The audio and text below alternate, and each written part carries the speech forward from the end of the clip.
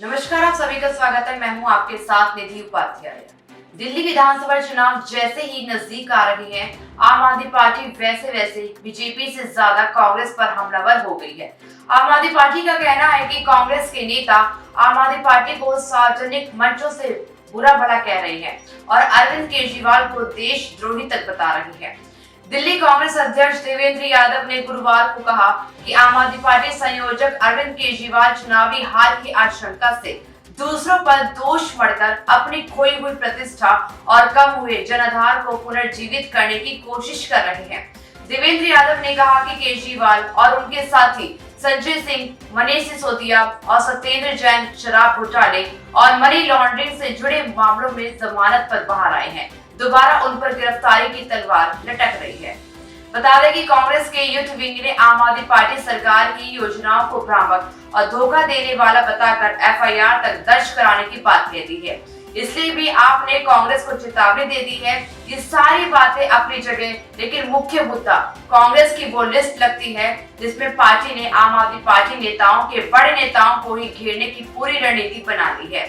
अरविंद केजरीवाल और मनीष सिसोदिया के खिलाफ चुनाव लड़ रहे संदीप दीक्षित और फरहाद सूरी पर तो आपने बीजेपी से फंड लेकर चुनाव लड़ने का आरोप लगाया। पूर्व मुख्यमंत्री शीला दीक्षित की परंपरागत सीट रही नई दिल्ली विधानसभा को अरविंद केजरीवाल ने 2013 में शीला की सियासत को खत्म करने वाली सीट बना दिया। वहीं शीला दीक्षित को दिल्ली में भ्रष्टाचार का चेहरा बनाया और केजरीवाल खुद इस सीट से मैदान में हुए। बता दें कि 15 साल तक सीएम रही शीला दीक्षित केजरीवाल के आगे पस्त हो गई और कांग्रेस का दबदबा दिल्ली से खत्म हो गया।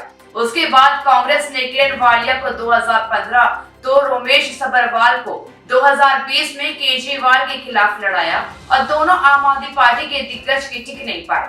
लेकिन कांग्रेस ने इस बार पहली ही लिस्ट में शीला दीक्षित के पीछे और पूर्वी दिल्ली से पूर्व सांसद संदीप को मैदान में उतारकर अरविंद केजरीवाल को मैसेज दिया कि ये चुनाव उनके लिए कांग्रेस के लिए आसान करने की बजाय मुश्किल करने की मंशा रखती है।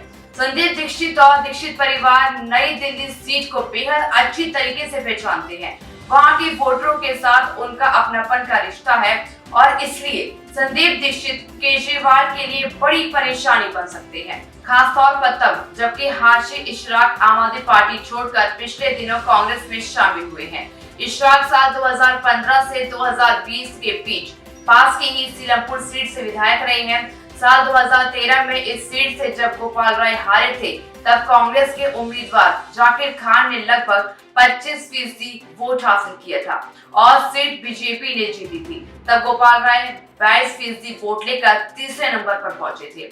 हालांकि 2015 और 2020 की आम आदमी पार्टी की लहर में जब कांग्रेस काफी कमजोर थी, तब गोपाल राय ने इस सीट से आसानी जीत दर्ज की थी और इस बार मुस्लिम वोटों में कांग्रेस उम्मीदवार अगर बड़ा सेंध लगा ले तो गोपाल राय के लिए चुनौती कहीं ज्यादा बढ़ सकती। तो वहीं पुरानी दिल्ली की बल्ली मारान सीट पर एक बार फिर पारंपरिक प्रतिद्वंदियों का मुकाबला देखने को मिलेगा। कांग्रेस ने शीला सरकार में मंत्री रहे हारून यूसुफ पर एक बार फिर से इस मुस्लिम बहुल सीट पर भरोसा जताया है।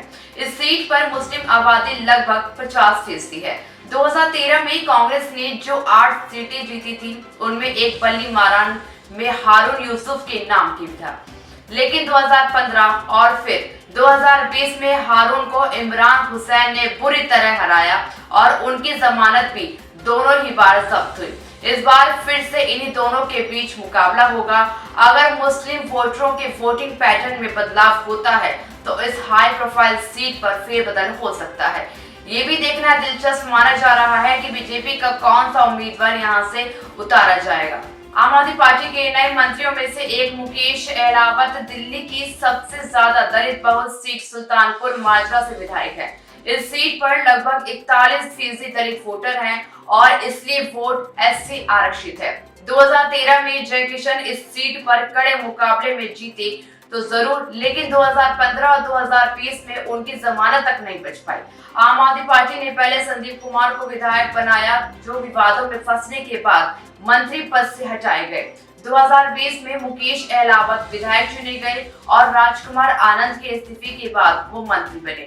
इस सीट पर बीजेपी का दबदबा कभी नहीं रहा, लेकिन जेजे कॉलोनी और गांव को मिलाकर बनी इस विधानसभा में दलित और मुस्लिम वोटरों से ही विधायकी तय होती रही है। लगातार 1993 से 2013 तक विधायक रहे जय किशन स्थानीय हैं और इसलिए मुकेश अहलावत की एंट्री इनकम्बेंसी में कड़ी टक्कर देने का मामला है। इन सीटों के अलावा कांग्रेस मुख्यमंत्री आतिशी के खिलाफ किसी ताकतवर चेहरे को उतारने पर लगातार विचार कर रही है, जिनमें अलका लांबा, जो कि एक बड़ी कांग्रेस की नेता मानी जाती है, उनका भी नाम लगातार सामने आ रहा है। और इसके साथ ही मालवीय नगर से सोमनाथ भारती के खिलाफ कभी एमसीडी में सदन के नेता रहे जितेंद्र कोचर को कांग्रेस ने उतारा है, जिनकी इस इलाके में अच्छी खासी पकड़ है। ओखला सीट पर भी कांग्रेस आम आदमी पार्टी के मुस्लिम चेहरे अमानतुल्लाह खान के खिलाफ कांग्रेस बड़ा चेहरा उतारने की तैयारी में जुटी हुई है।